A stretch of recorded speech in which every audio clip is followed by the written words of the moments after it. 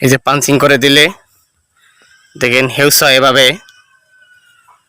বসে থাকে, ক্ষতিকারক পোকামাকড় খেয়ে ফেলে। আল্লাহ আমার খেতে সোনা ফলাই দিছে, বাম্পার ফলন দিছে আল্লাহ। আজকে ধান কাটবো, কোনো সিটা নাই ধানে, সোনার ধান। আসসালামু আলাইকুম, অহিদ কৃষি টিভির পক্ষ থেকে সবাইকে শুভেচ্ছা। বন্ধুরা, আজ আপনাদেরকে দেখাবো আমার বঙ্গবীর ধানের ক্ষেতের সম্পূর্ণ ভিডিও চিত্র। ধান বের হওয়া থেকে ধান কাটা পর্যন্ত সম্পূর্ণ ভিডিও আপনাদেরকে দেখাবো।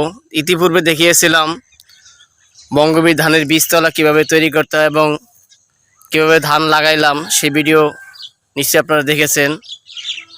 তো আজকে ধান কাটার সম্পূর্ণ ভিডিও দেখাবো। তো বন্ধুরা সাথেই থাকেন। যারা ইতিপূর্বে আমার চ্যানেলটিকে সাবস্ক্রাইব করেছেন, থ্যাংক ইউ ভেরি মাচ।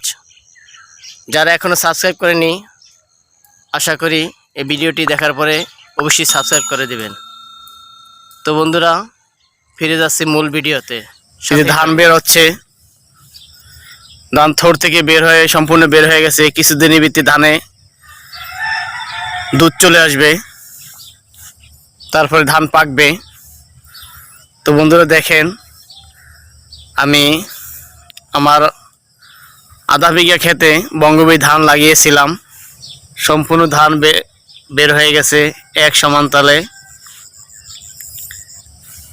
এই ধানে আমি বেশি সার দেই নাই, শুধু একবার সার দিয়েছিলাম কিছু, আর একবার ওষুধ দিয়েছি যাতে পোকামাকড় না ধরে। ওই যে দেখেন মাঝে মাঝে আমি কঞ্চি গেড়ে দিয়েছি, এটাকে বলে পাঞ্চিং সিস্টেম। বন্ধুরা, এই যে পাঞ্চিং সিস্টেম করে দিলে এই দেখেন এভাবে পাখি এই যেভাবে বসে পোকামাকড় খায়, যার ফলে খেতে বেশি ঔষধ দেওয়া লাগে না। যেভাবে এটা হলো হেউসা পাখি, হেউসা পাখি বসে, তারপরে শালিক বসে, এরা বসে ক্ষতিকারক পোকামাকড়গুলা খেয়ে ফেলে। তাই খেতে এভাবে পাঞ্চিং সিস্টেম করে দিবেন।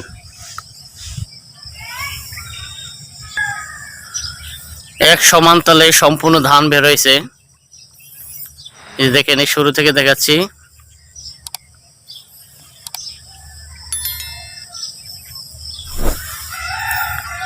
কেবল ধান বের হয়ে এখন রেণু ঝরে নাই, রেণু ঝরলেই ধান আস্তে আস্তে শক্ত হবে। হয়তো আর এক সপ্তাহ সময় লাগবে। তো আমরা ফিরে আছি এক সপ্তাহ পরে। ধানের ভিতরে দুধ চলে আসছে, আস্তে আস্তে ভিতরে চাল হচ্ছে। একটা ছড়া কত পুষ্ট হয়েছে, কোনো চিটা নাই, পুরো খ্যাতি একরকম হয়ে গেছে।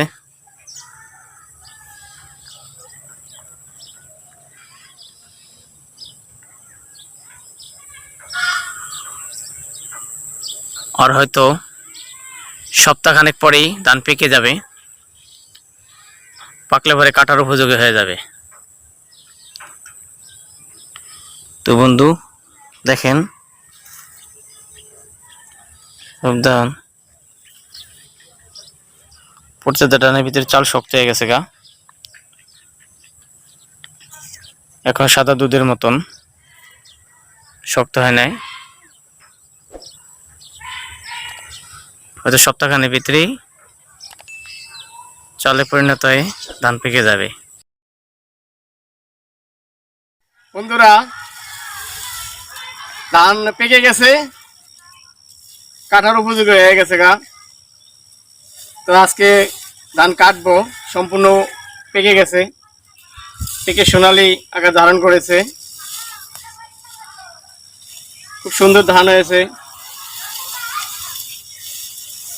আল্লাহ আমার খেতে সোনা ফলাই দিছে, বাম্পার ফলন দিছে আল্লাহ। তো আজকে ধান কাটবো। তো বন্ধুরা সাথে থাকুন, ধান কাটতেছি। বন্ধুরা কি আমার সেই লাগানো বঙ্গবীর ধান কাটতেছি।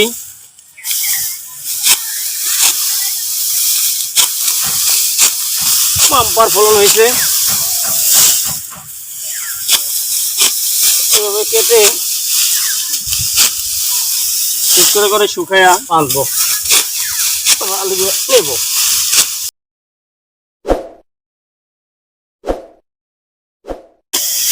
নিজের হাতে লাগানো ধান কাটতেছি, মজাই অন্যরকম, মানে আনন্দ লাগতেছে। তো বন্ধুরা এভাবে ধান কাটবেন আপনারা।